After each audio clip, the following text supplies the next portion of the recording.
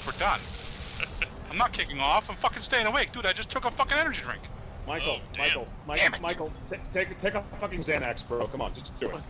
God damn it, Jason, don't use my fucking first goddamn name. All use right. the second one. Well, and with that excitingness, we are back and live, and hopefully this stuff is actually going to work well enough, and my laptop is not going to explode. Definitely been learning that over the course of the last 2 weeks of trying to do this, that just because you have a high-powered gaming rig doesn't mean that it's actually well-designed or optimized to do much of anything else. So, yeah, definitely a learning experience. Anyways, we are back for the next episode of Hell on Mars, and where we left off last time, you guys had just finally managed to uncover, hey, there's technical difficulties in this power transfer station. That's pretty important infrastructure on Mars. You guys got sent out to, find out why nobody's checked in for the last couple of days. And in the end, you discovered that there's some, initially creepy stuff going on. And now, as you've kind of been going for a little bit, you definitely found out that in addition to just the creepy stuff going on, there's also some downright horrifying, absolute craziness going on. There isn't a weird lubricant that we're not sure is actually OSHA compliant. Exactly. I guarantee it's not. Yeah, they definitely did not use the right kind of lubricant. That is for sure. So, just to do like the quick recap, in coming into the facility, you guys were initially trying to find out if there were any kind of personnel records or really any information that you could use to ascertain what happened to everybody, because nobody seemed to be here. You found a corpse in the restroom. The guy had apparently committed suicide and written some creepy shit on the walls. You found some audio recordings that kind of seem to suggest that whatever mild flu is going around on Mars and causing everybody to lose their shit, also seems to have affected people at this power transfer station. Following the clues that were left behind by Maintenance Chief Johansson, you figured out that, hey, it looks like maybe we have to go down to the power room to be able to figure out what's going on and where everybody is. You went down there, in the power transfer room. That's where you, it's just the main, power room. That's where you guys found, you found that there are a lot of bodies that have been kind of thrown and shoved into the machinery. Absolutely not OSHA compliant there. And, they all kind of woke up after a while when you turned the machine back on, and then the machine itself hatched into a horrifying monster that is now growing. The manifestation of whatever horrifying demonic entity is currently in the process of growing and integrating itself into the machinery of the entire complex. You guys, where we had absolutely left off, it was the second round of combat. You're all armed with nothing at all but pistols, and No. Oh, that's right. There's one shotgun. Hey, that shotgun makes a big... Exactly. You give that to a Russian, and he's gonna miss the first round of combat. Booyah! But he'll look fucking good doing it! Exactly. Go get him, Yuri! I don't guess he'd go back in quietly for a Withers original. Well, yeah, so that is exactly where we left off. If anybody wants to tell the internet who they are, just so that people can recognize their voices, I'm Jonathan. I'm the GM and attempting to be the technical mastermind. Pretty much failing at that, but how about everybody else? I'm Jason. I'm Jason. I'm playing Pavel, the scout from the Russian Federation. Привет! I'm Sean. I'm playing Aslan, aka the Professor, the marksman from Turkey. I'm Thumper, and I'm playing Jacob Tanner, who is also the medic and the OSHA compliance officer. This is Evan. I am playing Nagumo Caden, the engineer of this unit. This is Yuri Petrograd Vanashnaf Gishnever. I am playing the Breacher. I am from the motherland of Russia.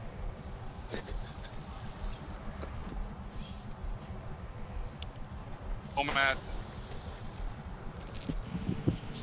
I'm Matt. I'm playing the workhorse. He's just a farm boy. There we go. Working. Got it. I'm Mike. I'm playing Rick James, also known as Rico. I'm leader of the group. I'm an asshole. Period. That's the end of it. I got nothing else. He's an asshole. Well, most Anyway. are assholes, but you know. Yeah. Basically, this group is You know what? 90% asshole. I went to school for it. God damn it. And 10% Yuri. Yeah! Yes. Hey! Push me! Mama Luba, divide. I mean, hey, we did establish earlier that being posted on Mars is very much not an illustrious military assignment. So, There's no reason we were stuck here. You're telling me there's no heroin on Mars at all. I've looked everywhere. Including the bathroom. Yeah. I look in the bathroom, I look behind, I look in the bowl, I look under the bowl, I look on the dead man. There's nothing. I've got to get well. He tried to shoot up with stim packs. I know You guy have it with also. a great Jenkum. You have a steam pack? No? You have a obres? Maybe? Yes? Wow. Exactly. Alright, so, yeah, with that, as you guys can hear, there's something cool and new this time that we're trying out is using Syrinscape to provide some cool background audios and whatnot. Hopefully it works and it doesn't cause everybody's computers to explode. This is so badass. So, yeah, we will jump right back into it. Like I said, last time we had just completed the second round of combat. And that second round of combat is the reminder, the longer combat fights go, the more chance you guys are going to have to be burning through your ammo. So be cautious on that. Also, We're all using pistols except for one guy. yes, everybody's armed with pistols. Remember, pistols, even if you run out of ammo, you can still use them. They're kind of cool like that. And one other random note and whatnot from last time that I remembered that I should have mentioned to people is remember those people that did take a few points of damage over the course of the last session. Remember that as long as you have armor, you don't lose health points or pain. The armor absorbs the damage for you. So, it's cool like that. Oh, looks like the pizza ordered is here, so wait 2 minutes and then we'll start. It's not delivery, it's DiGiorno. Your mom's just going though. I'm not sure what I was going for with that. I'm sorry. I'm an asshole. It's not my fault.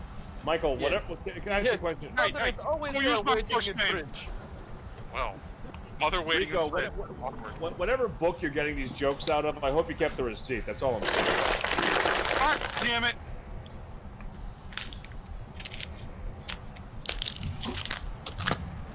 Hey, Starshina, you be nice to me, huh? I haven't had a heat in weeks. That sounds like a you problem. Yeah, except he takes it out on us. No, he takes it on in you.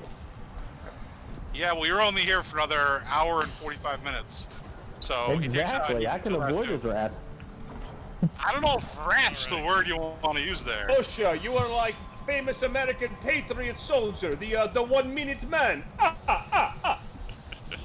So, super professional, because I was frantically trying to do session prep. I did not have time to eat, and I'm not very hungry. Is this gonna be an ASMR pizza enjoyment stream? Like, oh yeah, pepperoni. Oh yeah. I'm very hungry. I'm Rico.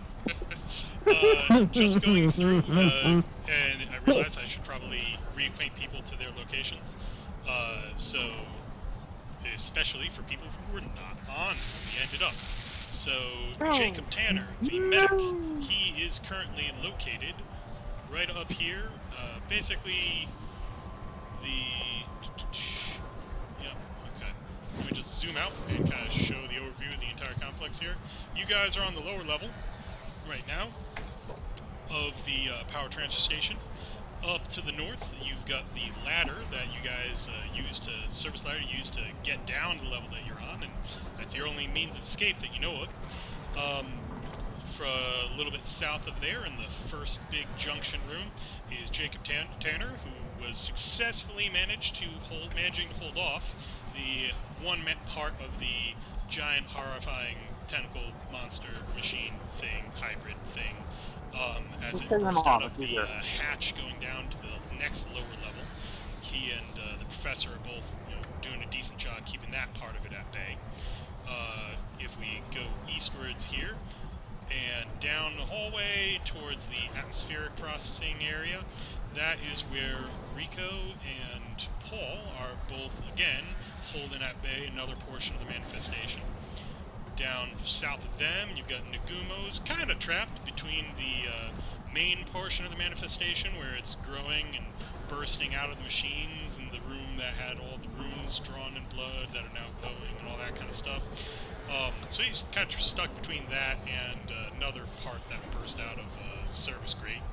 And then inside that main power room, Pavel and Yuri have been doing a decent job just screaming and swearing in Russian and managing to keep the tentacles largely at bay through gunfire, though one did try to have a makeout session with Pavel. To the north of them... He was going straight for his asshole. I saw it. Exactly. I've seen this cartoon. I know how this ends. It moved! It moved! I mean, what do you think all that lubricant was for, huh? Is Pavel gonna need a pregnancy test after this? Oh, it's gonna be obvious. So, Pig! it's twins. So, yeah, and then to the north of them, connecting back to the main junction, is that air duct, that service thing that they use to gain access and, open the door, let everybody else in. So, there you go. That's where everybody was. You guys are still at, like, good cohesion. So, whatever the actual term for that was, game mechanics tab, cohesion, you guys are at strong cohesion. That's what I think it's called. Confident. There you go. You guys are confident. You got this. You totally got this. As a result, you get to choose when you go in initiative order. And with that, let me just change up the sound from the, we're in the facility, everything's fine, nothing's going wrong sound, to what's actually going on right now. So, here we go. So, Pavel is gonna turn to Yuri and go, "Hey, Tavarish Soldati, this thing tries to have sex with me, doesn't buy me dinner, doesn't give me cigarette, doesn't give me heroin. What are we going to do? We got to go. We got to leave now. Davai!" Oh, we are getting the fuck out of here. So, yeah, who wants to go? Who wants to kick it off? Who wants to go first? Well, the way I see it, Yuri just saved my life last combat round, so Pavel's gonna backhanded slap him on the shoulder and motion back towards the air duct and cover him and retreat backwards, covering him as he goes. Okay. Yeah, I forgot how the movement works. It's like Right, the movement works, you click on your guy, so directional keys will move your dude, and if you hold down the E button, holding down the E button will rotate him. Okay. But, no, I meant by movement, like, Okay. So your 1 to movement, 1. your movement is based off of what your character's speed is. Your speed is listed on your character sheet. Okay. So yeah, I guess we start moving towards this. All right. You guys have plenty of movement to be able to get there. Now, because remember, each movement point is 1 meter, and each square is 1 meter. Now, one thing, there's no visual representation for it, but the service duct is, remember how only one person can move through the crawl space at a time? It's also, there's like a small ladder on it, so basically, you guys have to climb the small ladder to get up into it, and then, and then go in one at a time. So I'm going to say that's going to take you guys, we'll say it's going to take each of you 1 round to be able to climb up and get into it. What about with the systems? Could I give him a knee and have him like shoot up? Oh, you mean you're gonna like boost him? That's pretty hot. Yeah. I mean, yeah, you can always assist each other. So you guys tell me what you want to do. You're the players. Right. I'm just the GM. Yeah. I go run to the vent, and I put my back to it, and I go, come on, comrade, jump! And I like put my hand down for the. Oh, you're gonna interlace your fingers and it's gonna go. Yeah. Okay, let's do it. Okay. I'm doing it. So I'm going in first, I guess. Here I go. And I guess that's it for our turn. Alright, so you guys are not, so that means that you guys are not attacking. I'll say that, Yuri's definitely able to get in there. Now, that being said, Monster is gonna probably want to have a word with you guys, so,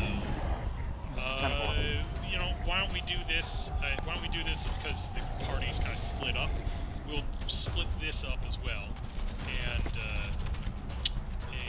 deal with this portion of it first. So like each area of this combat is going to be its own thing. So the tentacles, they're aware of what you're trying to do here. They've noticed, so it basically it's trying to come forwards and reach out and touch. So, reach out and touch face. So much. exactly. I'm taking a ride with my best friend. So, in the rest of the hallways, we'd established that so far, at least, the tentacles had a range of 5 meters. Down here in the main power room, we'd established that they have a range of 10 meters. That means that you guys are both well within range. Right. So they are going to reach up, and so Pavel's able to get in. Now, out of curiosity, are you going in like face first, and just facing forwards and trying to scoot, or are you gonna like go in on your back and face out? Wait, so like go in on my back, but like shimmy down with my gun pointing between my feet?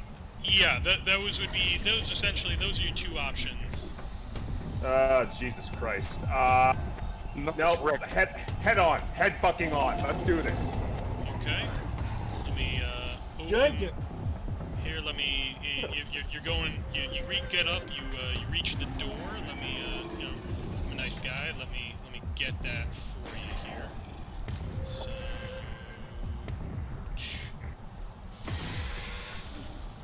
There we go. Alright, so, the door is open. It's, of course, defying me and keeps playing its animation for no discernible reason. But, whatever. It's, we do what we can with this. Oh, it looks like for everybody else, like it's currently doing the right thing. Oh, looks like I actually just closed it again. That's Yeah, I can see the inside of the tunnel. Yep. Alright, there we go. So, there you go. Anyways, while Yuri, he tried to help you out, all the tentacles, they're all pissed off about this. They're gonna try to attack Yuri. So Yuri, you're gonna get attacked by 2 separate tentacles. Each of them is so if one of them's gonna try to, you know what? You're too far away to reach around and grab. I think they're just gonna try to smack you. So this is going to be a standard unarmed attack. Let me just grab the actual rules, because those are probably important for me to be running this. Super organized. Alright.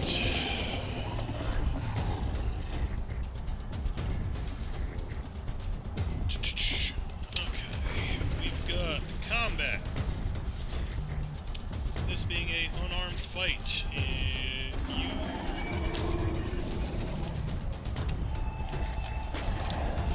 Still relatively new to the system myself, of course. And John, I think I know where you're going, but I would feel bad if I didn't ask. There is no way for Pavel to kind of like turn around and maybe see what's happening and take a snapshot through the open door, or maybe try to like give Yuri a hand not with the decision that you made. That was why I was giving you the option to go in on your back. If you went on your back, you would move slower, but you could theoretically try to give him some covering fire. But you decided not to. So, all right. So the way this works, Yuri, what is your defense? Sorry, the defense is 2. Your defense is a 2. All right. So the tentacle monster's strength is a strength is a 6. Its striking ability though sucks. It's only 1 for melee. So added together, that makes 7. And then your defense being a 2 means that I get to roll a total of 5 dice to attack you. And the target number is based on a GM-defined thing. I'm going to say the target number here is going to be... I'm going to say, honestly, that's going to be a 6. You're not really moving all that fast, and you were standing there helping out Pavel. So... There we go. We got 5. So 5 dice. D10. And the target number is that we are trying to be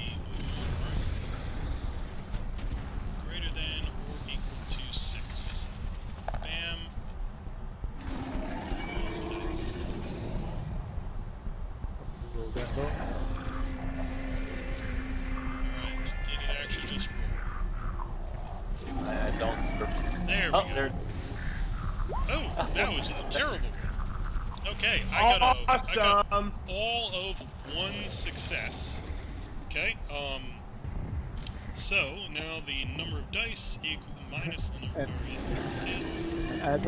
As I'm turning to push him up into the hole, it comes around, it cracks me right across the ass.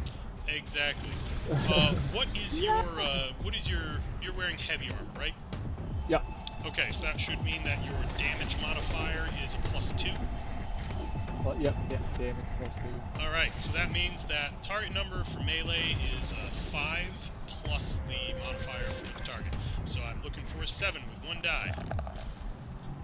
There we go. What did I get?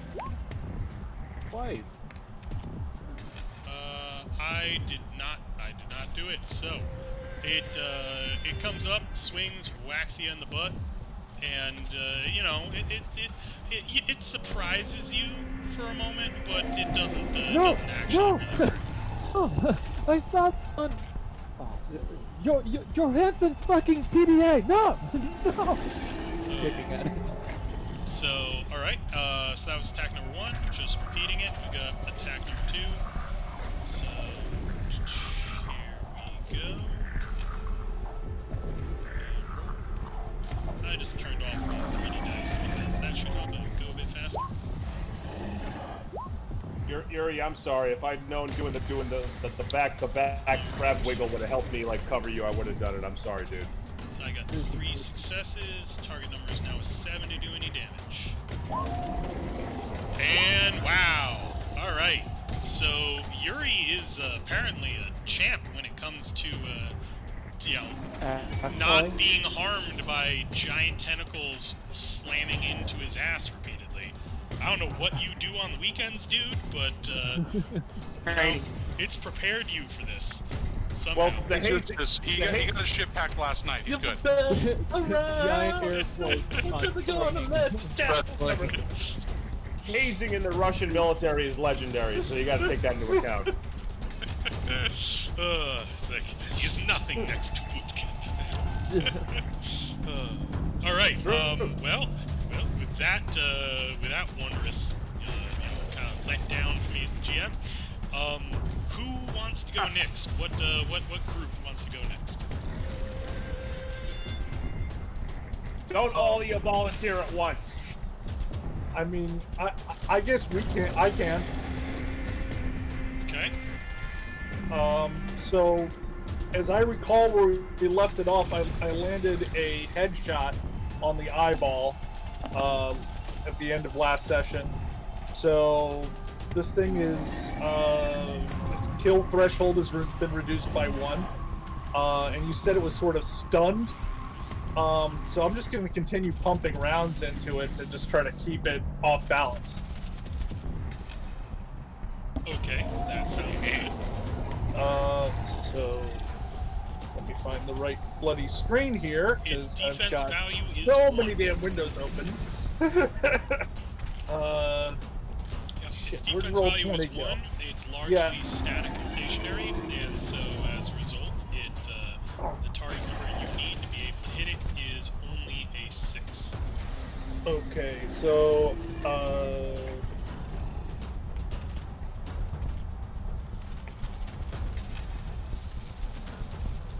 give it 8, 10, and target number. Is it 6? Yes.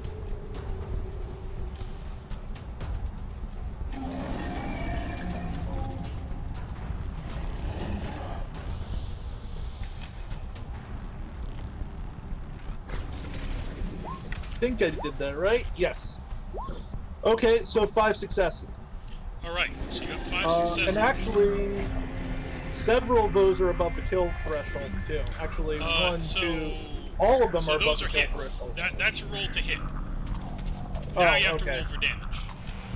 Okay, so I roll 5 successes. So the number of so the way that this works, you take the number of successes that you got on that attack roll, and that is the number of dice that you get to roll for damage with. You're obviously, because you didn't specify otherwise, you're firing multiple rounds, and the target number for you to do damage is based on the weapon you're using. You are using a pistol.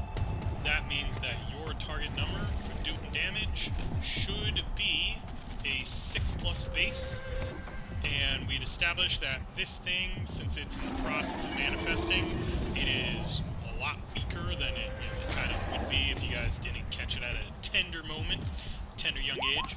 So it only has a damage modifier of 1. Okay, what's its crit threshold? Because I dropped it by 1, so whatever that it is based off of the weapon you're using. Now, if you're doing that, you have to. Okay. So you're saying if you do called shot is what you're No, saying? I already did the called shot last game, and I dropped it by 1 that game. So what I'm saying is now for the damage, that was why I did that. So now I do more damage. Again, it's based off of your weapon. You have with pistol, the damage threshold is a 6+, and the kill threshold is a 8+. 8. So we're at. So it's here now it's been a reduced to 7+. 7. So I rolled 3 I rolled that 3 times. Kill threshold over a kill threshold 3 times. All right. A modified kill threshold. Once without it, twice with it. Gotcha. All right. So you're saying this second roll is your damage roll. I'm seeing 7, 8, 5, 2. Yep. All right. So you fired 2 rounds, or you can do at most 2 points of damage. You're firing a pistol with multiple shots. Let me toss you the sound effect for what you're doing, just that we keep the immersion going. Here we go.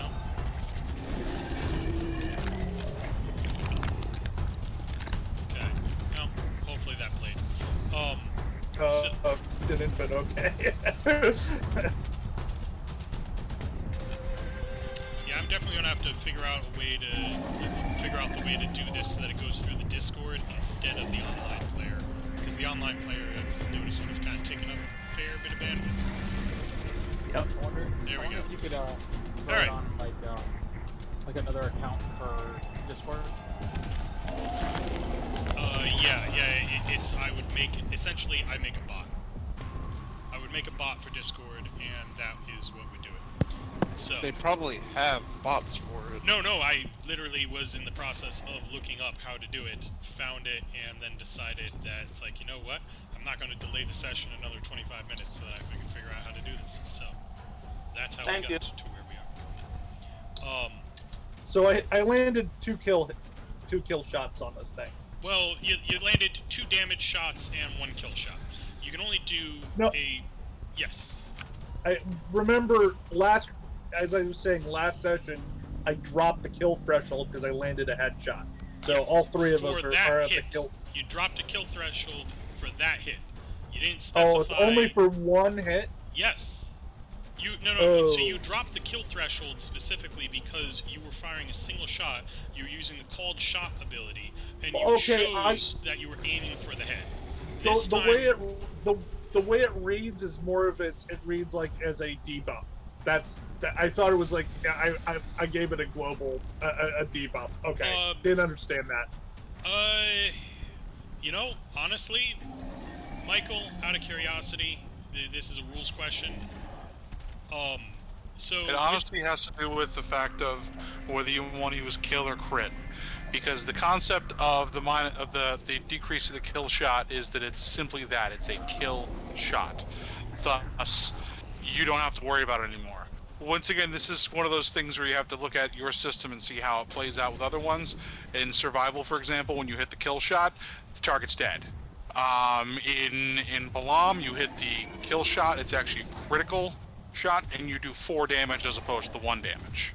So that's kind of a thing about the system then. Just really quick, reading the marksman ability called shot says any of these effects is removed by any healing effect.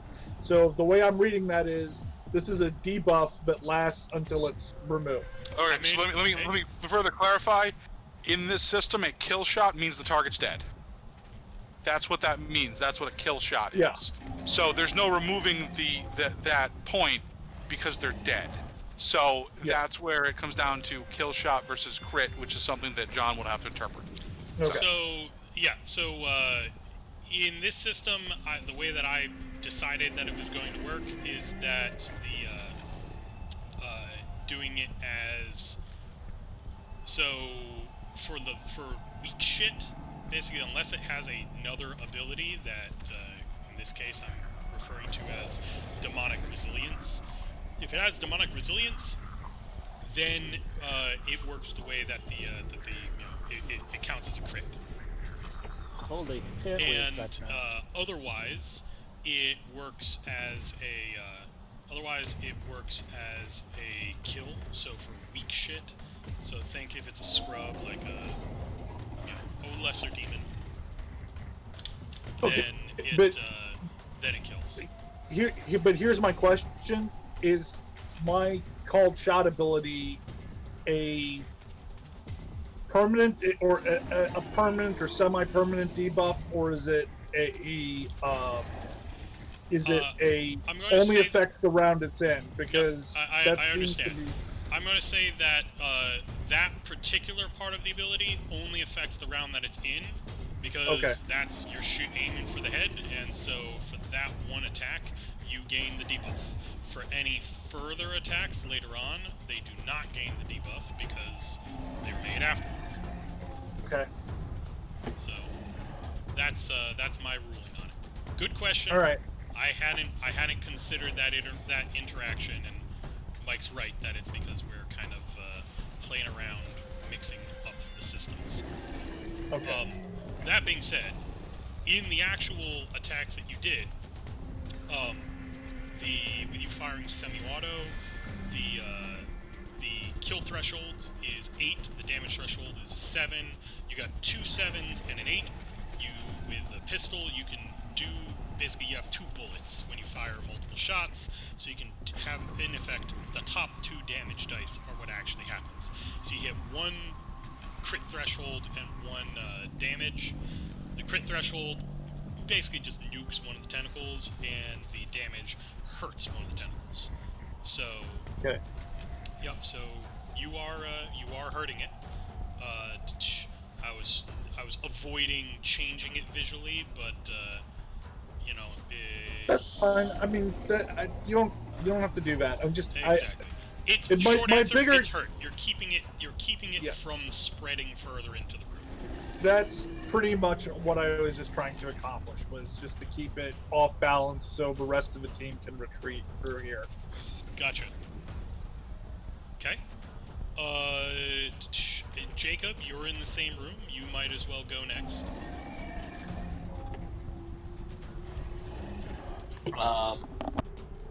Alright. I'm gonna back up so that I'm out of its tentacle reach. And I wanna pop some caps in it.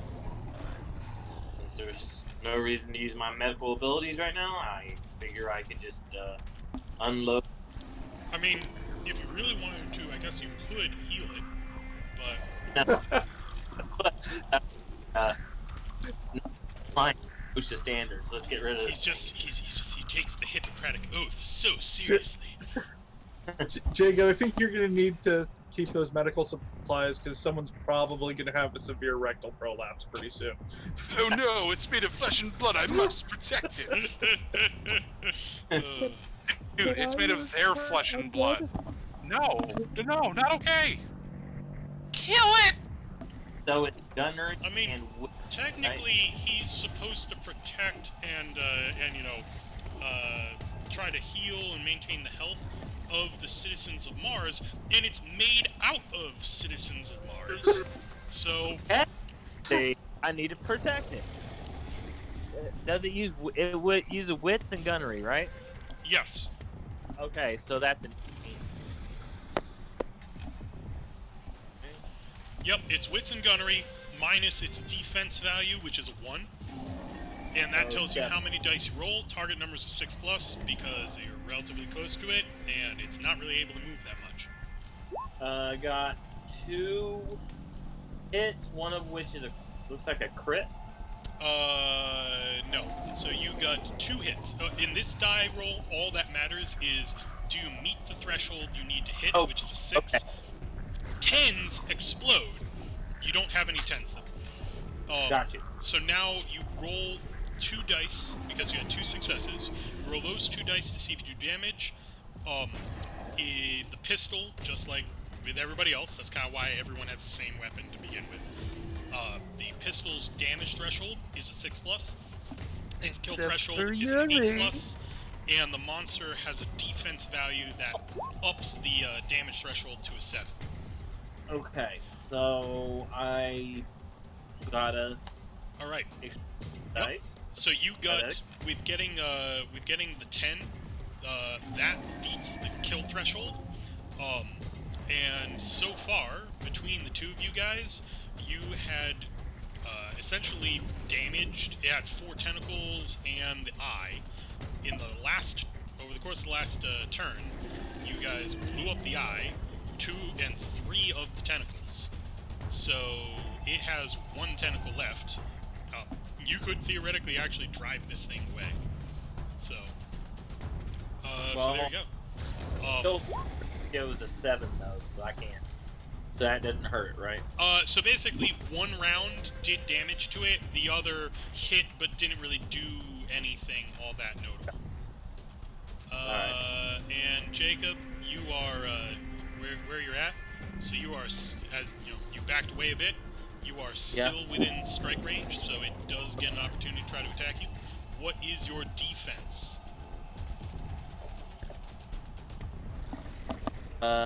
Defense is a +6. Did I do? Your defense, you saying, is a +6? Wits +6. Defense does, yeah. Wits, it's you pick the lower of the two, wits and dexterity. It's a 2. Okay, so it's a 2. Sorry about that. It's alright. Alright, Maybe. it's going to, you know, it doesn't like that you're trying to get away from it, so it's gonna try to grapple you. So I heard. So, let's see. You got defense of 2, we already did the math on this, so that means I get 5 dice to roll, target number being you actually, yeah, you move back at the same speed as Yuri. I'm gonna say you're actively trying to move back and stay safe. Yeah. So I'm gonna up the difficulty of this attack to a 7. So here we go. Oh, good. Okay, so I got 2 10s, a 9, and a 7. So I'm definitely gonna explode those 10s. Oh, it's gonna explode all over. And let's see. Oh God.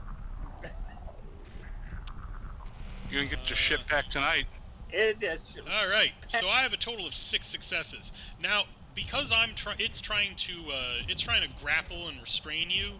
Basically, just to explain the mechanics. If I successfully grapple and restrain you, and you're not freed by the next round, it will start to constrict and, you know, hurt you, and it's also gonna drag you down towards the giant fleshy maw. John, is it slapping him or grabbing him? It's grabbing him. Alright, so it's an opposed grapple penetrating check. Yes, that's what I was Okay, about to say, stop. is that So- he gets to... Yeah, so to roll. Yep, so it is, because it's grapple, this is opposed. With it being an opposed roll, you... Oh, actually, the success threshold for that attack was a 5, didn't change anything. So what you need to do is you need to add your strength and brawl together. Oh God. My I don't have a brawl. Okay, well, if you don't have... Strength and luck. Yeah. With minus 3 to your threshold, so strength and luck on 8s. Good luck. Yeah. Oh, my luck is 1.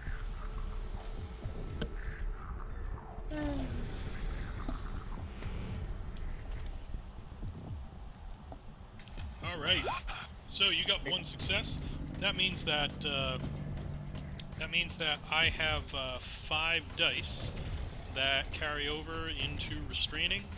The threshold for restraining, I remember from last week, was 6. I need to get 3 successes to have you fully restrained. This is not okay. It's actually 6 dice. And 1, 2. Oh, here we go. Got 1 more die. Yep. Not concerned. You have been, congratulations, you have been restrained. You have restrained 3 as a status, which means that you can try to fight against it with a strength test, and as long as you get 3 successes on the strength check, you're able to get free. Otherwise, you need somebody to come up and try to help you out. I can't. You need a pregnancy test after this battle. Yep. So, and you know what? Because he was able to successfully grab you, and it's now in the process of trying to pull you towards that fleshy maw. Here we go. You are now 2 meters closer to it. I don't like that. Step by Rico, help! All right. So there you go. And No. Somehow now thanks. we've got down over the last group of you guys. Paul and Rico, you guys are facing off. The Tentacles last round, they destroyed this little bridge that's still there on the map because I didn't bother to add a destroyed bridge.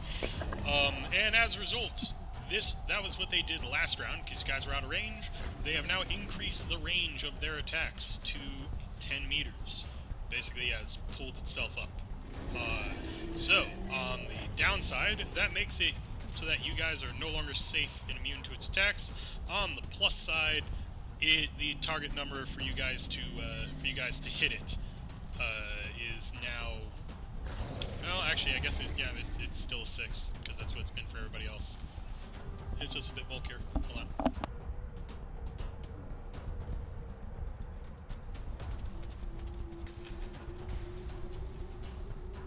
All right. So why don't we go? Yeah, Rico, you go first. There you go. Backing up, since it's coming out further. Radioing to the squad that everyone needs to evac to the front door, or the entrance, and everyone needs to sound off what their distance from the door is, so that we can better coordinate our extrication here. Because I don't know where the fuck anyone is. So we went to the other door, and then we found tentacle monster here. So and then I'm gonna put a couple more shots into the one directly across from me. And what's the defense of it? Defense of it is a 1, and its damage threshold is +1.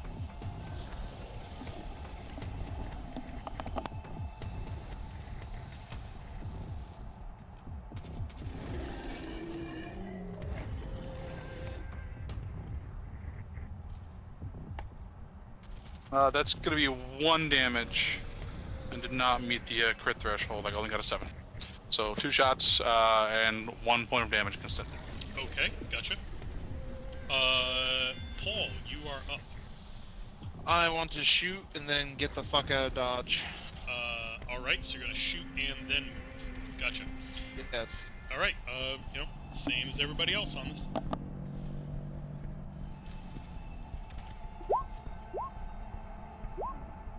What range of the tentacles again? 10 Wow, meters. I hit with literally almost all of them. You said the threshold was virtually 6, all right? of them. How do you have, 6. what is your wits and gunnery? My wits is 4, 2, 4, and then my gunnery is it's 2, 4, 6. Wow. Well, Other you are, skills? Yeah, We you were are good at one supposed thing. Do you We have any were other supposed- technical skills? Yes, I have driving, I have explosives, and I have survival, I have stealth, I have investigation, I have crawl. Wait a second. Technical skills. Did you put 2 Driving points? explosives. Did you put 2 points into the higher level threshold slots? Yes, I did. Okay. Yeah. 2 for each. Okay. And that D10 explodes.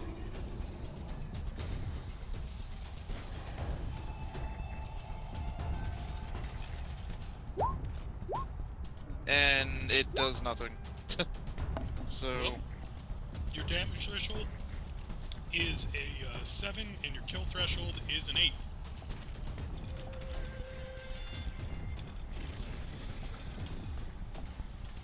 okay. So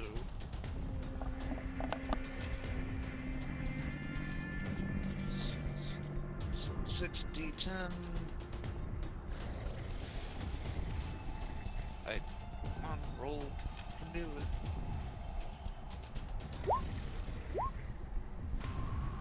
I got 3 kills, and Well, yeah, the most that you can do is 2 kills, because you only have 2 bullets, but yeah, you just did some damage, that is for sure.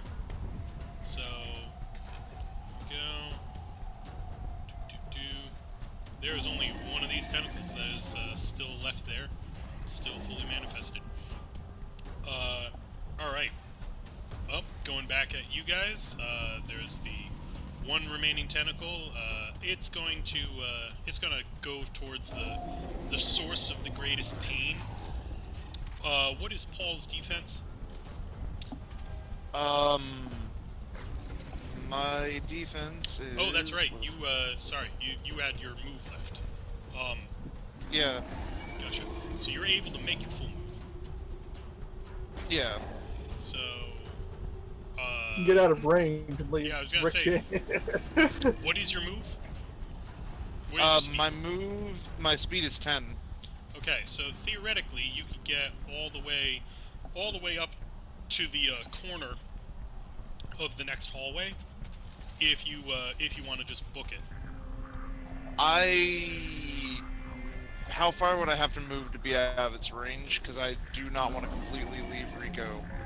Okay, so right to there is 7. You would be just out of your range where you are. Okay, sweet. I don't think he, but he doesn't have an angle to it, does he? No. he When does the not have tentacle an comes angle. around the... All right, so going against Rico then. What is Rico's defense? 4. He has, wow, he has a wits and dex both of 4. Yep. Okay.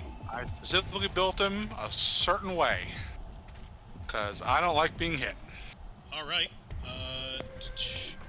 Here we go. What does it do? All right, I've got 3 successes. 1 explodes. It's just trying to whack you. Okay, that did not explode. Okay, and then your defense, you've got heavy armor. That's gonna make the damage roll go from 5 to a 7. So here we go. Okay, I got so 2 successes. Your armor soaks 2 pain damage. So thwack. And defense is dex plus wit, correct? No, it's just no, dex. it's the lower of Lower, dex yeah. or wit. Alright. Cool. Alright.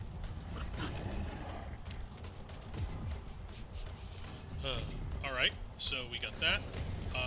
Nagumo is the last guy who has not gone yet. Very good. Okay. Nagumo's going to continue to suppress the tentacle beast in front of him. Double tap that. And then he's going to continue to rack his brain on solutions. Okay, gotcha. Alright, well, I can do the roll for you. You've got a, let me see if I have your character sheet up. This is It's for Gunner 2. Oh, okay, there we go. Thank you. So it's a 6 is the total number of dice. That goes down to a 5. Target number, it's still where it was. It's a 6. So... Remember, John, you gotta roll d6s for him. Yeah, exactly. Alright, so 5 successes, 1 is an exploding 10. Well, that makes 2 fumbles total, but you've got 4 successes, so that does not matter. Alright, so 4 damage dice, with the target number being 7. There we go. None of them did damage. So, you hit it a bunch, but this portion of it seems a bit more resilient. So I'll deal with it. In the meantime, racking the brain, intelligence and construction, you said. That's Yep. 7 dice. Yep, intelligence and construction for 7 dice. And let me get to that here. Alright. So this, what is it specifically that you're trying to think of? I'm trying to think of ways to neutralize the monster. And the first thought that comes into my mind is destroying the facility. Because the monster is spreading systemically through. Gotcha. Alright, well, then here we go. I'm gonna set the difficulty on this. It's not an easy task, so I'm gonna set the difficulty as an 8. basically trying to come. Oh, and that's a really good roll. So 2 pure successes, 2 exploding 10s. Let's toss those 10s in there. All right, so 4 successes. So yeah, the overall concept on this is that basically this, you know that this whole facility works similar to a big electrical transformer, and in racking your brain on how you would try to solve that, all you have to do is We talked about the percentage. say that again. You kind of chopped out. Sorry. We talked about this a little bit ahead of time. Shall I present it? So, yeah. So I'd say go with the. Why don't you then explain to the group? Because your character is the expert on this. Or if you're Rico. If you're driving, then I'll do it. So go ahead. It's all right. I got this. This hands free anyway, right? Yep. Nagumo Rico. I think I have a solution. You ever see the transformer explode? Yeah. Do I look like an engineer, you? Tell me what the hell you got for a fucking plan here. Something's seriously wrong, and what the hell happened? That monster just spawned out of a power transformer. This entire facility is one giant power transformer to transform Argent energy into usable battery power. I suggest that we blow the transformer. And how do we do that?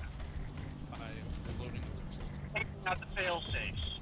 Alright. Take out the ramp up the power, the thing will blow on its own. Does Paul have to get on knees to blow it? Hopefully not. Damn it, Yuri, shut up. Alright. We gotta overload it. Do you have that in the map? Can you direct us to it? Definitely. But we need to get up a level. It's one way to do it. Another way is to saturate the facility with coolant. Then its flashpoint will drop and we can incinerate the place like one big fuel air explosion. Well, I like the idea of the overload. What are we looking for collateral damage here, real quick? I mean, are we looking at what's the simpler answer here? Which one? It came out of the transformer. It's feeding off the power from that. We blow the transformer and take it with it. And we know it bleeds. It bleeds, it can kill. We can kill it. Okay, then we'll overload it. So squad reform at our entry point. Everybody sound off your position. Still in hole with giant tentacle shit. Getting untangled from a tentacle. Well, when it's my turn, I'll shoot the tentacle. I'll try to shoot the tentacle that's grabbing you. Oh, I thought it was already dead. I thought it was already. I'm through the main door through the transformer. I just need a hole to get through. So, what he's got from the map that he had downloaded is okay. So, on the level above you guys, that big door that you couldn't access earlier because there was no power to the rest of the facility, through that door, that is basically where the main controls for the actual power conduits are. Remember, like he was saying, this is yeah, it delivers energy to the city, but the main job that it has is that the energy that gets generated on Mars gets packaged at the starport to get shipped to Earth. And this facility actually has to regulate that flow of energy so that it doesn't overload the storage capacity at the starport, and a tiny portion of energy is siphoned off to power the city. All the controls to manage how much power goes where, they're all in the main conduit room. So that's up a level and through a door. So super Loctite, right? Would this cause? No. I mean, any kind of now you issue guys have with- the key cards you need to have access to the whole facility. The only reason why you couldn't earlier was just because there was no power, but you turned power back on and unleashed a horrifying demon for the first time in 10,000 years. Hey. I didn't turn on the power. I didn't unleash a demon. Yeah, That's my story. I'm sticking to it. Stop saying weak. Yeah, cut this weak shit out. That was Kaneda or Kenobi or whatever the fuck his name is. Fuck that guy. For the first time in 10,000 years, I'm free. Fucking great. We just fucking released Rita. God damn it, we're fucking Power Rangers now. Alright, cool. So, pockets of dead men. everyone gets the evac point, and We we're at least gonna know which basically one's the get out. yellow Power Ranger. Alright, so, congratulations, we have now moved into the 4th round of combat. So, you guys, basically combat is going to last until you are basically, like, out of sight. Pretty much once nothing can hurt you, anymore. That you're facing off Did against. Nagumo move, by the way? No, he was trying to suppress to, you know, have an opportunity to hurt the thing, and he did not do any damage to it. So it's still, he heard it last turn, but it's still largely intact in the hallway by him. So if he were to run past, he'd be running a gauntlet. Okay.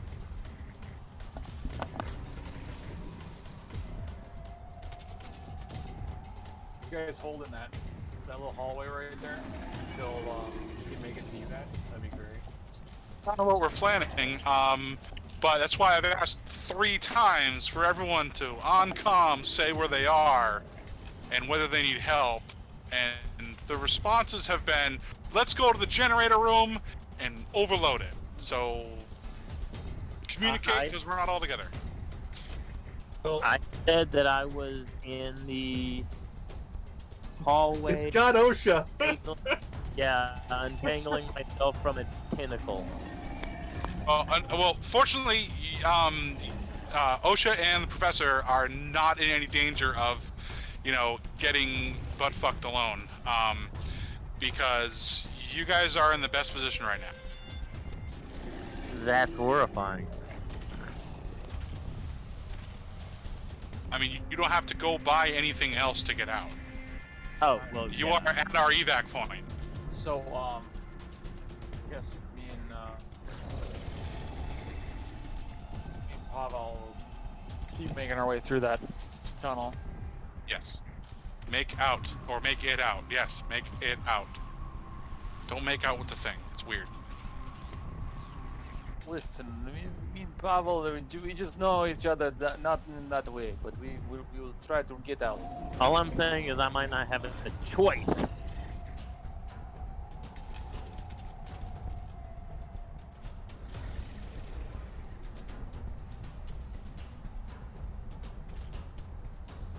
Okay. Yep. Poke. So, Pavel, is it clear in the tunnel?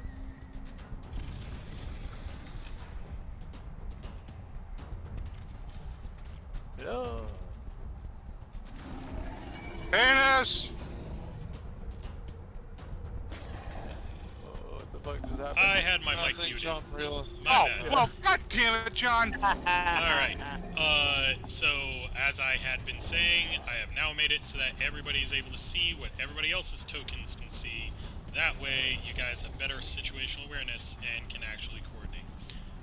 And Okay, you don't so- need to. I don't need to be streaming the stream so I can see what the fuck's going on. It's out there. It's not that I need to see where they are to coordinate with them. Yeah, I understand where everyone is. Right. It's just people need to announce it in character, so that in character I know, hey, if I walk away from here, we're good. Not, hey, if I walk away from here, Nagumo's gonna get butt fucked when he walks by here. No, that's So, John, I'm having a little bit of trouble in reporting back to Pavel what I'm seeing. Can I safe to assume that everything my light is shining on is what I see? So as far as I can concerned right now, I see it all clear up to...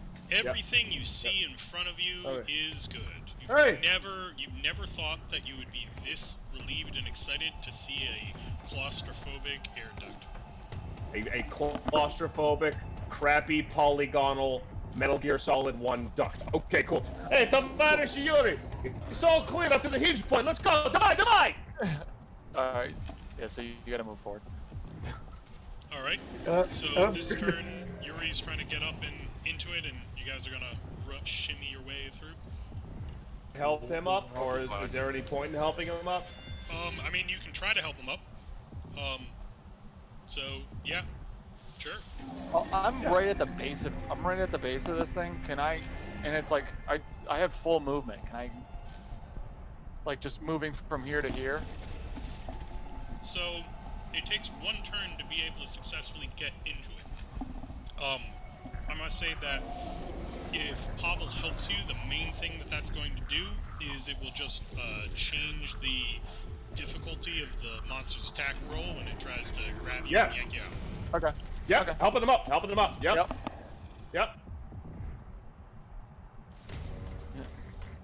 Yeah. I helped. Yep, right. He helped. Gotcha. So you did that. I'm helping! You know, it's angry. It wants to try to stop you, but you're now in a smaller space, so...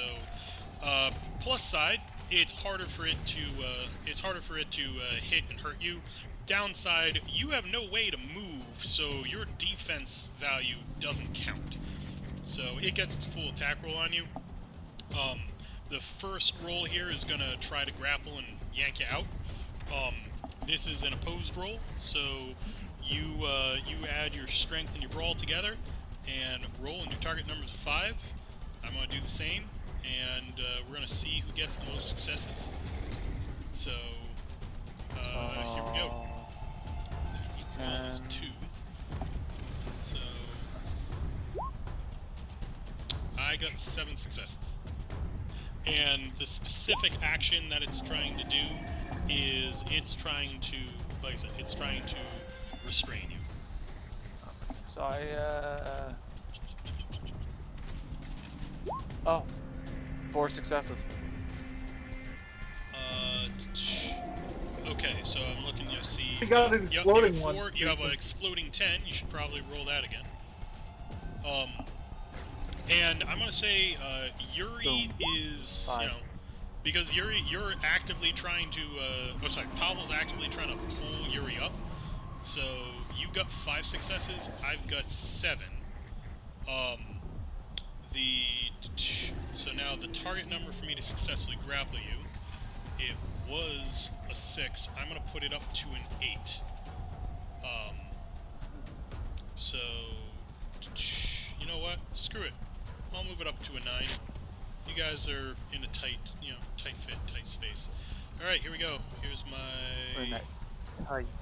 Actually, no. Never mind. Sorry, 8. Because I have 2 dice. That's right. All right. Let's see. I have 2 successes. I need 3 successes to succeed. One of them was an exploding 10. God fucking damn it. Yep. Christ! Yuri, oh, what the hell? Wow, Loaded okay. DM dice. So, yeah, I mean, hey, the dice, you live by the dice, you lose, you die by the dice. So, Pavel reaches back and, like, grabs onto Yuri's hand and is pulling him up, getting, you're about to get up into the duct. Everything's in there except for, like, your feet. Just as you're about to get up, you feel something slimy and disgusting and wrap around one of your legs, and it starts trying to pull you out. So, Pavel is actively holding onto Yuri in this situation, and it's a very narrow service duct. It'd be pretty easy for you to brace your feet together. So, well, you got 2 options here, Pavel. If you want, you can try to, use all your strength and try to outmuscle giant tentacle monster. Or you can, so you can, if you do that really well, you can theoretically yank Yuri out of it. You can keep him from getting pulled back, and then maybe one of you guys tries to, like, blow off the tentacle. Or you can let go and then, you know, try to save him later. Or save your own ass. Oh yeah, you could also, you know, just be like, "Das vidanya, comrade," and just let go. You have drastically misunderstood my character. I will under no circumstances let Yuri go. I won't ever let go. Other characters would be absolutely deep fucked right now. That's all, like, yeah, like, yeah, that's almost all we go. But Yuri, absolutely not. All right, so this is going to be an opposed strength roll, and we'll see how this goes. My thing has a strength of 6. So you roll your strength check, and this is going to be target number for it is going to be a 5. So, just to clarify, attribute checks are double the attribute. So you have a strength of 12. You have 12 dice in that roll. That is true. I do. John has doubled. You're talking to John. No. Though. If for anyone, for any attribute check, if it's a pure attribute check, you double the attribute. So to further clarify that point, anytime you're rolling dice, you're adding something plus something else, and that's your dice pool. You're never taking a single thing and rolling that. That's how the game's designed. So you'll be taking an attribute and then a skill, or an attribute, or just the same attribute doubled.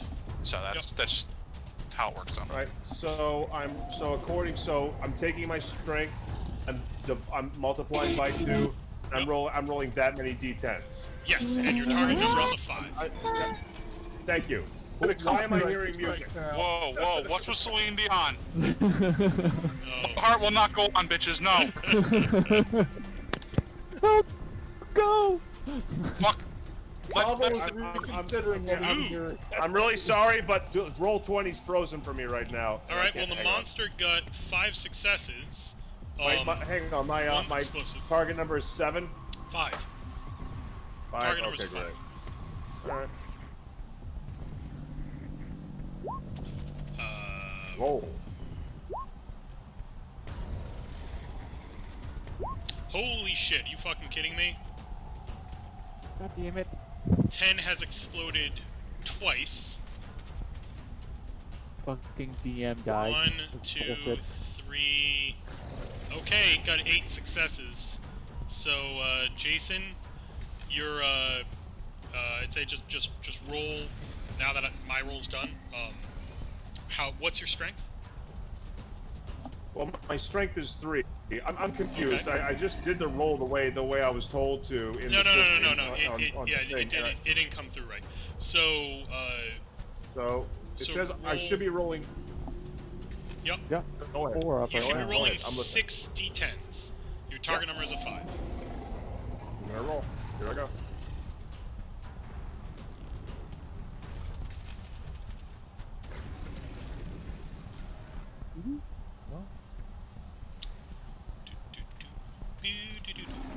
Alright, so you got 4 successes and 1 exploding 10. It probably would make sense to re-roll the 10, and I believe you can spend a luck point to add 2 successes to a roll. Yeah, I was about to say, this is probably the time to point out you have luck points, and they will give you +2 to successes. All right. So you have to decide that before or after roll. No, you can. Luck dice is added after the fact. So you might want to wait. You might want to roll the. You might Yep. want to roll the explosion before you. Yeah. Spend the luck point. Totally. Yeah, no, you always do. When you have the final result, that's when you apply the luck points. No, you just roll 1d10. Yeah. That's what I did. No, you took away 1 d10 and then reroll. I swear to you, the roll is 1. The thing is d10, and my target number is a 5. I'm really. Try it again. I don't know what's going. Try All it right, here we go.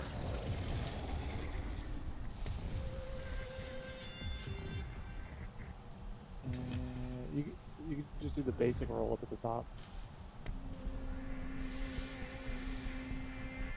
I'm gonna click it again because I don't know what else to do right now.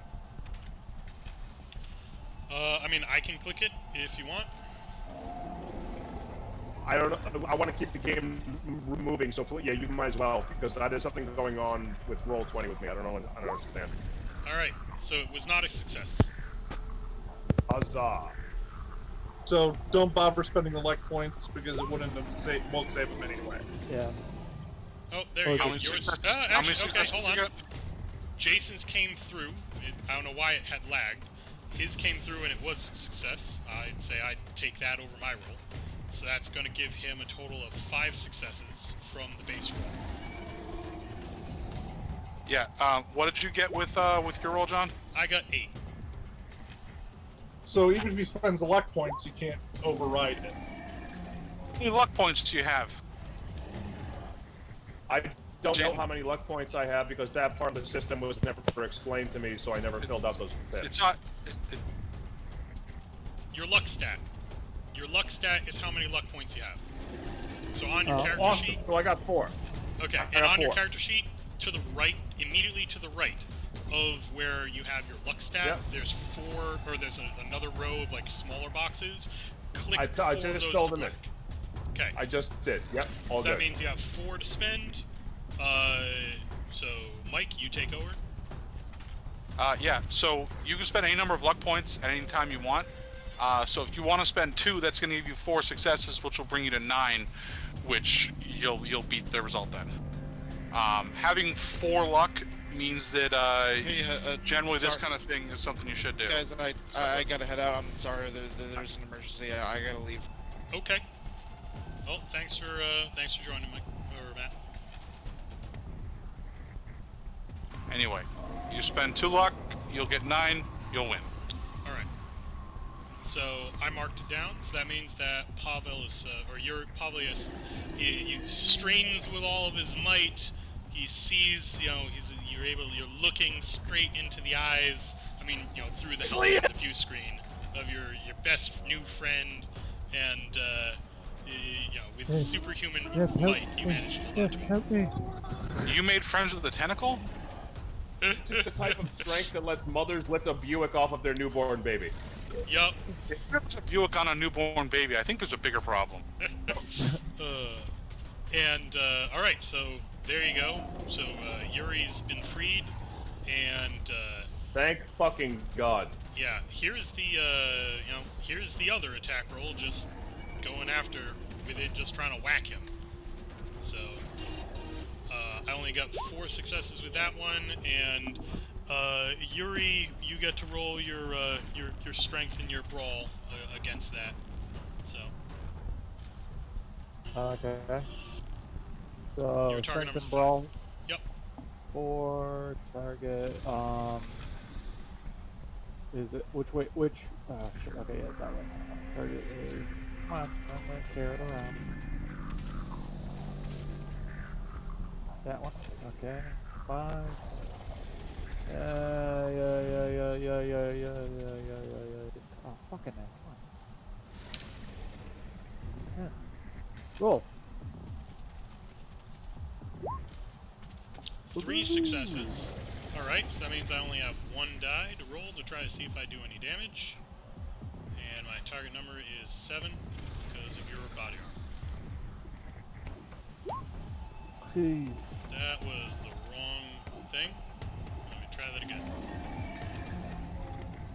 You take 1 point of pain damage, which should get soaked by your armor, because you should still have armor. Yep. Alright, So sorry I that take 1. Yep, sorry that took a bit. You guys are both in the you're both in the hatch.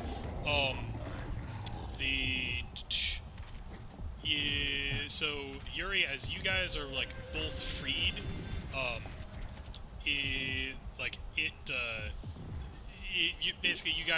Pavel pulls you about a meter into the air shaft after him. Okay. And you see that, the tentacles start to follow you into the air duct. There is a control panel that, you know, it's a meter behind you in it. You can theoretically, if you want, you can down by your feet. You can try to kick it to close it, or if you want, you can shoot it to try to close it.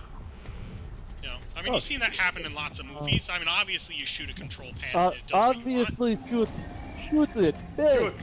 Okay. Shooting, yeah. Shoot it. We shoot it.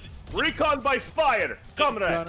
Well, this is a little bit of a weird one. Give me a gunnery intelligence. So it's still 4. Okay. Target number of. I'm gonna say, you know, you're shooting a shotgun into a control panel because you want it to work. I'm gonna set the target number on this side as a 9, but you only need 1 success. You only need it to work once. Run. Success! Wow. And so Yuri, he fires his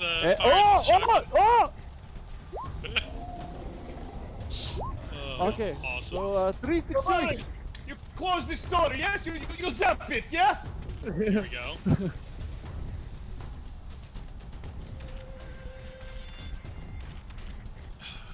All right, so you successfully managed to hit it.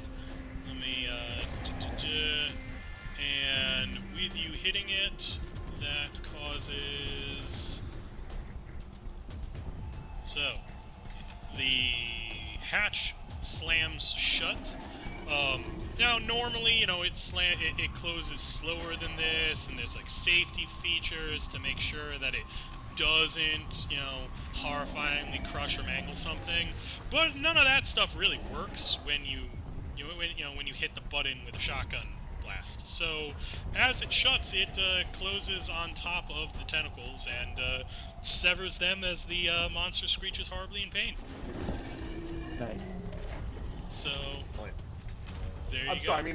I mean, молодец. Hey, Christoph, could you mute yourself in roll 20? Because I'm hearing you come through on Discord and roll 20 at the same time. Oh, who are you hearing do that? Christopher. Gotcha. Yep. Let me double check if it's doing that on me as well. It shouldn't be. You roll 20. It's easier. How do I? Fuck. You go to the settings and then settings, then down and video plus chat. Yeah, I don't have it set to have a Yep, I want to broadcast nothing disable. I want to receive nothing disable. And that should do it. Gotcha. All right. Much better.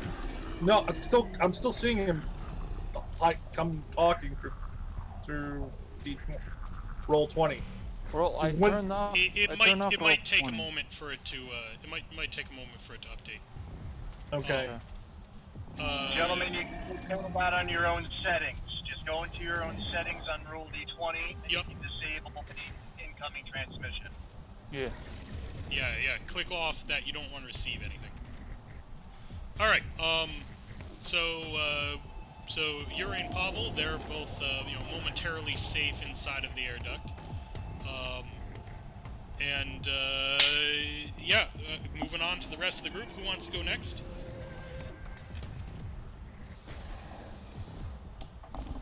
I think Nagumo should go now to try to see if he can get past that. Okay.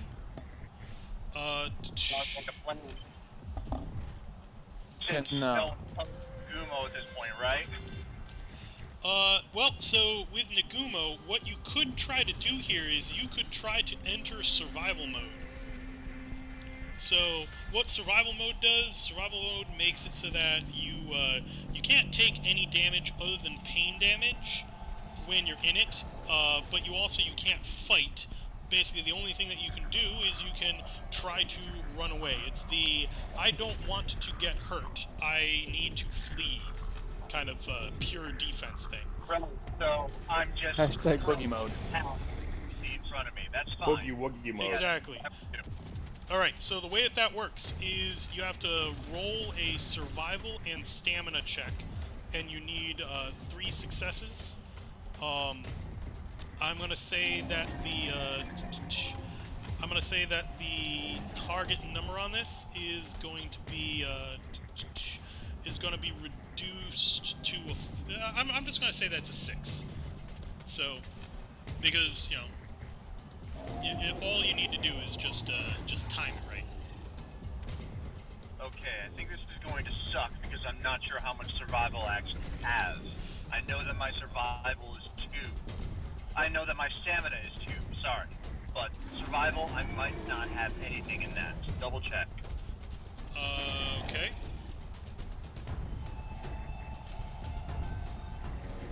Yeah, this is why survival's a valuable stat, but, only have myself to blame because I kept making mistakes due to unfamiliarity with the system when it came to designing people's character sheets.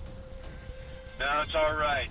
My character wouldn't expect to actually survive in hostile environments anyway. He's an engineer. He wouldn't expect to be beyond a design room, but that's how he built himself. Okay. You're on a military combat team. If you didn't want to survive outside of the drawing board, you definitely are on the wrong line of work. This is why I told everyone during character creation. I told everyone during character creation that everybody had to spend at least 1 point into driving, gunnery, survival, and brawl and explosives, because you would all get that in basic training. Wait. I think I might have this requisite 1 point in survival, and that might do the trick. So it might just be 3 dice. Okay. Are you I take it you're going on memory on your character sheet still? This is all memory right now. Alright, I'm gonna say I think that you probably have the 1, because like I said, I told everybody to do that. So that means that you get to roll 3 dice. Target number is 5. You need 3 successes for this to work. And if I had some luck, I'll yeah. So I just rolled for you.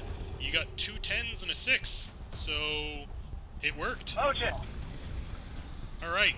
And if you want to do, so if you want to do basically a double move, I think your move is a 10. So you can get, if you just sprint full out. I'm absolutely double moving.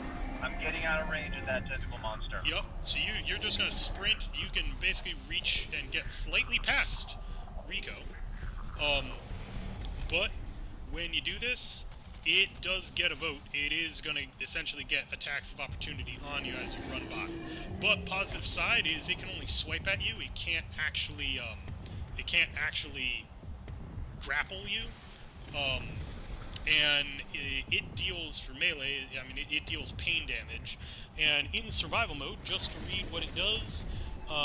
So while in survival mode, the character takes pain damage from all damage sources that would usually cause health damage, takes 50% pain damage from all damage sources that would usually cause pain damage, and is immune to instant kills. However, you may not attack or act, you can only move. So, that means that you're going to suffer half damage from these attacks. Your That's perfectly fine. Yep. If there's any defense, my base defense is 3. The lower of dex and wits is dex, and that is 3. Gotcha. Alright, so that means it has 5 dice to attack you. I'm going to say that, so you are, this is a brawl and whatnot, so these are opposed rolls. Do you remember what your brawl and your strength are?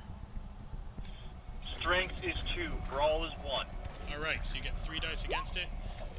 The first roll from it got 2 successes from its first swipe.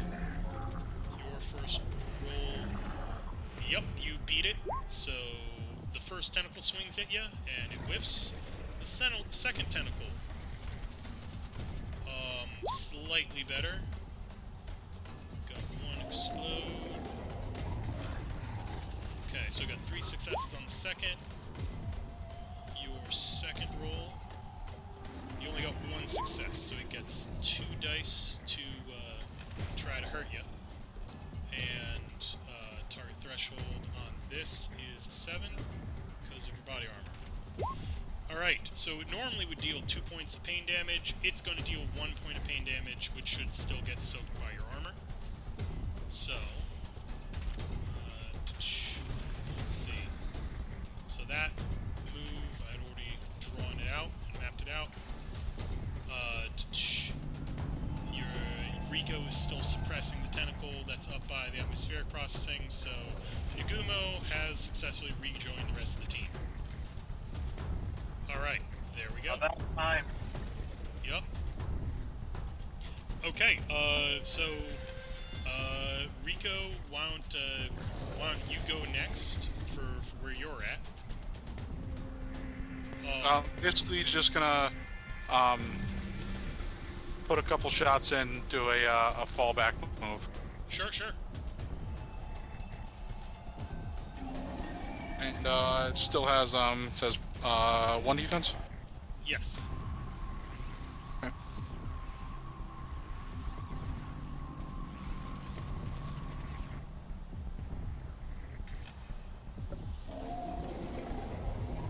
That's 2 meeting the kill threshold.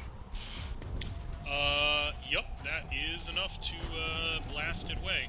So, you know, there's still a horrifying bubbling mass of writhing flesh at the bottom of the atmosphere processing chamber. Oh, of course, there. it still sucks, but yeah, yeah, you've managed to knock away all of the prehensile bits. So there you go. enough for us to get out. Okay. And let's see. Paul's able to. 6. Okay, Paul's able to get up to there, over by the professor.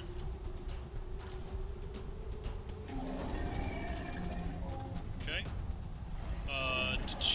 So, alright, we're on to the professor and Jacob. There's only one tentacle bit. Now, Jacob is restrained and struggling, so Oslam has the option to, if he wants, he can try. To shoot the tentacle. Exactly. And you know what? This would normally be relatively hard, but you are the marksman of the team, so. Well, here's my question. Can I do a called shot on the arm and to free him? Yes, you can.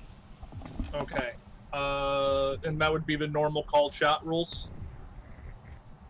Yep. Okay. So, I get a 50% dice penalty. Yep. So, is that rounded up or rounded down? You round up for the total number of dice you have.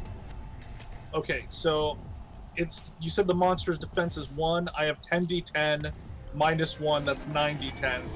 I actually realized I screwed myself out of a die last turn. Okay. But because I think I was still calculating it with 5d10. Yes. Okay. And Michael, did we do that in the right order, or is he supposed to divide first and then subtract the defense? Defense is the last thing taken out of it, so your total dice pool, divide by 2, and then hit dice, so yep, ends up being 4. So 6s are needed to hit.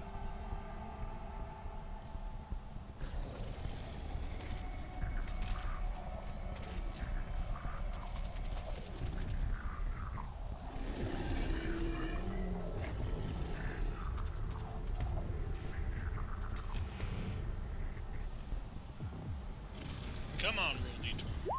There we go. Come on, roll you got d20. You can do it.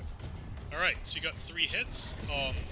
So this being a called shot ability, it is. I'm gonna say that this is not a headshot. This is an arm shot. Yeah. So all you need to do is do damage. So target number for damage is 7. Target number for kill is... one's a kill. Oh, all right. So, and it's a single shot, so it's the kill shot goes through. So Gotcha. I kill that arm in the process. So you kill that arm.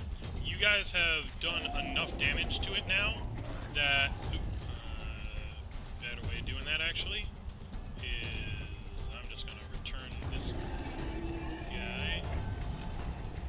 Damn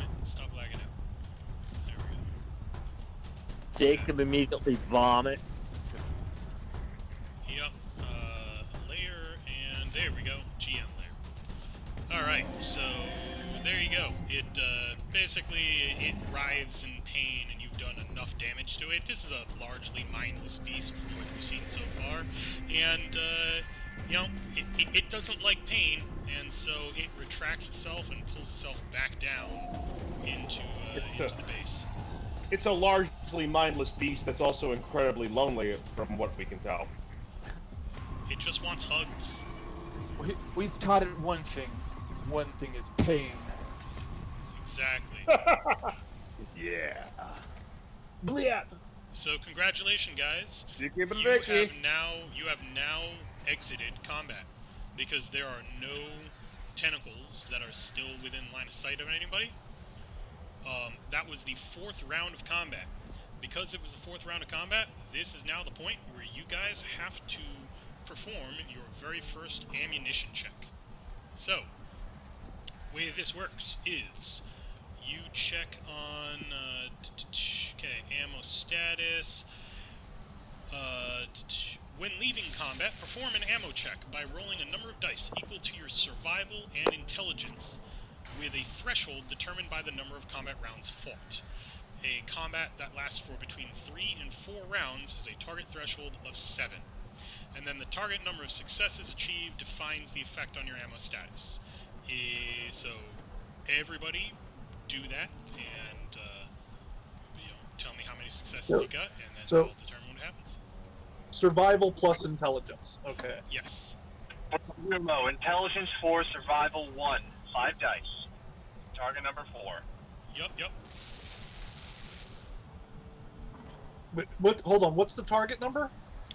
Target number on this. Oh, sorry. The target number on this is a 7. Okay. For all of us? 2 successes. For literally everybody, because that's the. Holy shit! Oh. Here I go. Hope it works. Wow. For some reason, I'd forgotten that for some reason, Matthew, when he did his character sheet, even though it's a completely fillable character sheet, he drew over it with Microsoft Paint. Are you for real? Yep. What? I want to see this shit. Yeah. What? Hold on. Do you have it up on your screen right now? I will post it into. Please the do. Discord. Please do. Public shaming must occur. It's intelligence plus what? Intelligence plus survival. Oh, okay. Thank you. Hold on a second. I accidentally, when I put a +7 instead of correcting the target number, does that affect the roll there? Because I got 4 successes. There it is in all its glory. All right, so I don't think the +7 actually does anything there, so I think I'm okay with 4 successes. no, Does it increase the rolls by? Oh yeah, no, yeah, it increases adding the roll is by 10. 7. So you have Gentlemen, to. I got to bail for a hot second. I'll be back in a Okay. few minutes. Yep. I don't get the purpose to exploding dice on this. But So more successes is good. okay. So in looking, so Jacob. So let me rephrase that. More successes is good, but so long as you have 3 successes, you're fine. 3 successes. I had one success, one it exploded. So Okay. I have another explosion. Explosion. So 2 successes. Okay, so let me do. This is the roll for Paul. His roll is 2 successes. Okay, and then so we got Paul got 2 successes. Has anyone not rolled? I rolled, but nothing's happening in the fucking roll 20. It will probably catch up. That happened earlier. All right, so going from the top here, we've got. You know what? You guys know how many successes that you got. Let me just read you what happens. All right, if you got 3 or more successes on this check, there is no change to your ammo status. If you got a 1 or 2 on the check, reduce the ammo status of one ammo type used in the previous combat, the player's choice, to its next lowest level. All of you guys used light weapons, so that would mean that you would lower your light weapon ammo status on the character sheet to half ammo from full. Alright, makes sense? Gotcha. Did anyone get less than 1 or fewer than 1 success? I'm really sorry. Nothing's happening for me on Roll20. I'm still waiting for my dice to roll. How many dice do you get to roll, Jason? If you want to roll for me, I roll 5 d10s. I roll 5 d10s. Okay, here we go. 3 successes. Please, yep, you got please 3. roll. So you got 3 Roll successes. high. So you're You're good. fine. Michael, did you roll? Yeah, I got 2 successes. Okay, gotcha. All right, so if nobody got 0, Evan, when he gets back on, we can get him caught back up on this. So basically, unless somebody critical failured on this, then you guys don't suffer. There's no negative effect for being at half ammo. Once you're at low ammo, that's when you start suffering cohesion penalties. So as you get further and further stressed out. All right, so you're out of combat. You guys are able to rally back together. Do you want to have everybody link up together in the same room before heading up, or do you want to have people everybody sprint to the ladder and get up as fast as they can? Me and Pavel are creeping through tunnel. Can we make it to the next door? Yep. You guys can make it to the next door. So basically, we're gonna secure the exit, and then everyone who's there is gonna go up, with the expectation that Pavel and Yuri are, right around the corner. But I will be making sure that everyone goes up before I leave. Sounds good. Yeah. I just also want to point out, just throwing it out there, looking at Matt's sheet and my eye is twitching. I'm just like, the level of aggravation that I have by reading his sheet is just like I don't know how he did it. It's fucking me up. Stare into the face of autism.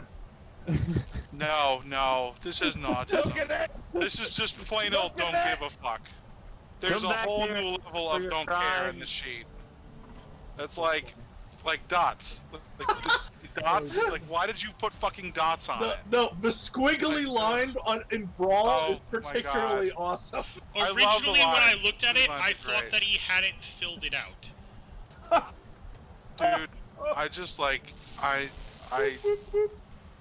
there are no words. 19 level Spanish. That says it all. On top of the fact, he has an unspent attribute point, which is kind of amusing. If you look, he has. I think he was banking it for the next level. But so you can't. Oh, you can at creation? No, at creation you don't bank points. But you guys are level 2. Correct. But here's the thing: so at creation you have 6, 5, 4. Yep. So he has the 6 was spent on strength, intelligence, and charisma, and the 5 and the 4 were spent between strength, stamina, and willpower, and dexterity, wits, and luck. But both of those only have 4 points in them. There's an extra point that either goes into stamina and willpower or dex, wits, and luck. Truthfully, it needs to go into dex so he doesn't have a fucking defense of 1. Well, by the way, Jonathan, we'll have to unscrew this later. Jonathan, when you had me create my character, you never mentioned the basic training thing. So what were the skills I have to have at least 1 point in? Because I'm gonna have to reassign some skill points. Is now really the time? God. If you just tell me, I can do it in 2 seconds. Hey, Sarge, I think I didn't do too well in basic training. Yeah. Ice. I forgot how to drive a car. That's alright, don't worry about it. Nagumo knows how to blow him up, apparently. I put a couple of points in the medicine. I can just take that out and stick it into whatever else. Because I think I put points into just about everything he mentioned. I think it's like explosives and driving are the only ones I don't have. As an actual NCO, that actually happens way too often. I love it. That's awesome. I love it. Brawl, investigation, survival, driving, explosives, and gunnery. I mean, if you don't have points in gunnery, just delete your character sheet right now. On my first deployment, we called them non-signers. So like you would go through, would mobilize, you would go through a training event, and then you had to get certified that you're qualified to do this job. You tested high enough that like, all right, you're deployable. So all you had to do is go through these stations and then sign on the sheet at the end of it. And there were a good like 30 people in the battalion that you literally had to have an NCO not just stand behind them, but literally like hold onto their shoulder so that they would sign it. And most of these guys, it wasn't malicious, it's just they like, no matter how many times it was explained, they couldn't understand the concept. It was very strange. So Matt, got it. This is why NCOs are the backbone of the German Wehrmacht. I mean, whoa, I'm sorry. I'm sorry. No, I fucked up. No, everybody, I'm really fucking sorry. Freudian slip. The United States Army. You're about as sorry as I am Polish. So it was quick fix. I just took a point out of engineering and a point out of medicine and put them into driving and explosives. So I am now completely correct. You hadn't mentioned that to me when I was creating the character. That's very important that you have now passed basic training. There we go. Good care, soldier. Exactly. You have passed basic training in System Shock 2. It took you 15 minutes. Yes. Hey, real quick, Jason, what the hell is your character's code name?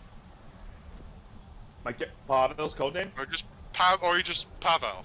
Call him Chekhov. You can call him Chekhov for all I care, because that's you know. Oh, John, did you just open the door for us? I did. I opened the door for you a little while ago. We both fall out.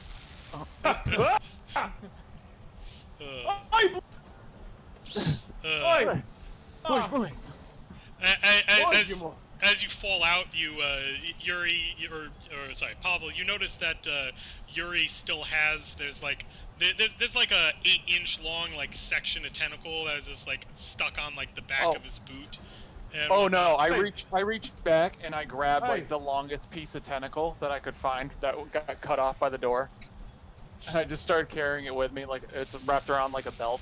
Oh, you got it tucked in your belt. Yeah. It's still, dude. It's still alive. It's still flipping and flopping. Yeah. We feed it M&Ms. You must grow. You want to grow up big and strong. You must have sugar. We make good borscht, leader. I look at the tentacle and vomit again. Now the scent will be on us. The tentacles will leave us alone and not try to have fun with us like Amerikanski prom night. It's like bees, you know, bees that once they get that one little sting, then they all flock to it. But if we have tentacle, no problem. Tovarish, when we complete the war against the Martian demons, we will begin the war against the bees. Better hope that the bees. Yeah, better hope they don't ally with each other. I gotta step away for just a minute. I'll be back. Okay. All right. So you guys have linked back up in the hatch room. Remember, with a sample of the alien demon. Yup. A live sample. I mean, you know, it twitches every now and again, but it's live. What we do is we're smoking cigarettes and we're putting our cigarettes out on the tentacle, and it twitches when we do that. Motherfucker. Yeah. You like cigarettes? It's good. It is sure. All right. Is there anything you guys want to do before you head up? When they pop out and they're like fucking around with the tentacle, idiota! Fucking get out of here, assholes! So yeah, all I want to say is that on my Roll20 screen, Yuri was in front of me and he just disappeared. That's all I'm gonna. That's all I'm saying. He's now further in front of you. Oh, I got it. Yep. All right. Here we go. I'm up. I'm with him. Yep. I got you. Thank you. And everybody, like I said, everybody now should be able to see on Roll20 what everybody else is able to see. So. Okay. I want to check everybody for injuries. Yeah. Has anyone suffered more than just armor damage? Hold on. We don't check for injuries right now. We get out of this room. Once we evac from room, then we can regroup and figure out everything. Everyone gets out. We're out of this area. Once we're upstairs, then we can do that. Hey, Professor Habib, is your butt cherry still intact? It's good, yeah? Hey. Yeah, we all move over to the ladder. So you guys move over to the ladder. And are you guys just taking it up, going up willy-nilly with it, or is there some kind of fixed order that you want to do? Well, the original idea was that everyone is just going up as they get here, and we're funneling into the other room. That is and then once I'm it's all having you done, guys do. okay. I take the little the tentacle and I slap the back of Jacob's helmet just with it. Oh darn! Moving you guys No, that no, way, it's still getting you. It made it so that the oh no, we're breaching the fourth wall. People can see outside the matrix. I can't see anything. I don't know what's. Oh, did you move? Oh, you moved me. Yeah. All right, so there you guys go. You're upstairs.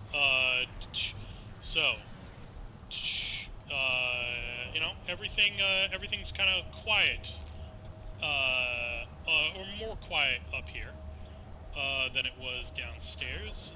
Let me switch to the appropriate music here. Basically, this is the point where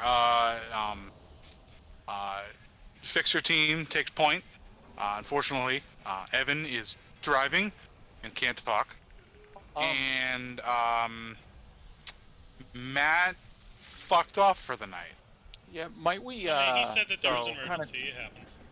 Might we just call it a game for tonight? Because yes. I gotta bounce here in a little bit. This would No, probably be a good that's spot to perfectly save. fine. That's perfectly fine. I'm fine with calling it. Yeah. Yeah. I hope that my performance was a lot better than it was last time. I think it was. Yeah, definitely. Yeah. Thank you. Yeah, the GM says that it was better on live TV. Ah, so you can't take it back, bastard. Exactly. Yes. Yeah, I think everybody did. Well. Sorry that for the rough start and whatnot on this. For things tonight. Trying to John, wrestle all a few the different systems together. Not necessarily the easiest thing.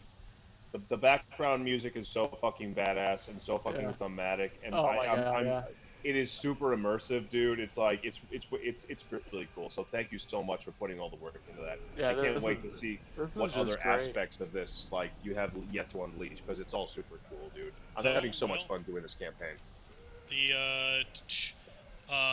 Let's see. Just so you guys, then let's just to give a bit of a narrative send off and whatnot.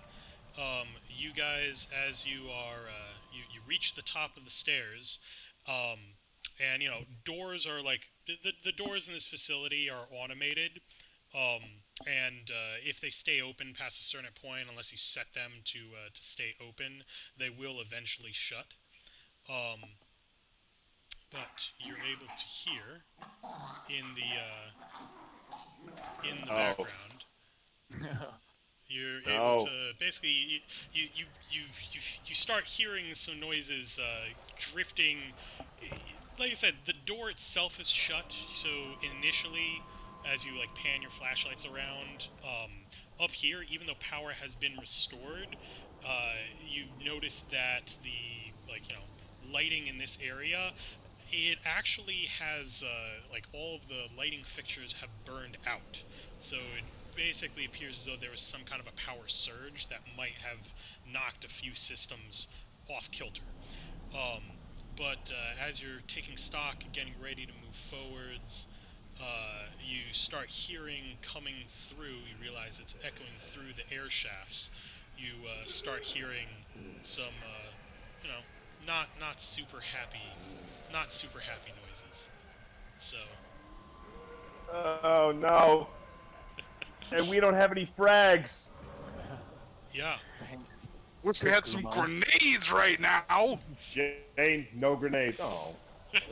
Well, yeah. I mean, hey, if only you had, if only the GM had tried to be benevolent and give you guys some explosives at the beginning of the first session.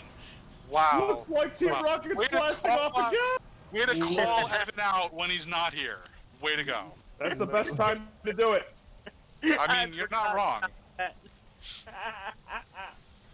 A critical fumble is a critical fumble, okay? And if you don't, if you take the critical fumbles and say, nah, we're not gonna do that and throw them out the window, then fine. But if you're gonna use them, let's fucking have it be badass. And if I'm gonna die, it's gonna be glorious on the Fury Road. What is that? Hey, witness! Witness! What is that? Text I'm quote? blood! I'm chrome! I'm There's a text does Battletech quote where he says, "If you're gonna go out by ammo explosion, then you better be seen by orbit." Yeah. I love in the Rick and Morty episode, that was a joke about Fury Road where the guy's like, "My blood is chrome, my blood is gasoline," and then he dies. And Rick's like, "No, just regular blood." Isn't he smashing him? Isn't he smashing him back into the wormhole? Like, nope, nope, nope, nope. Good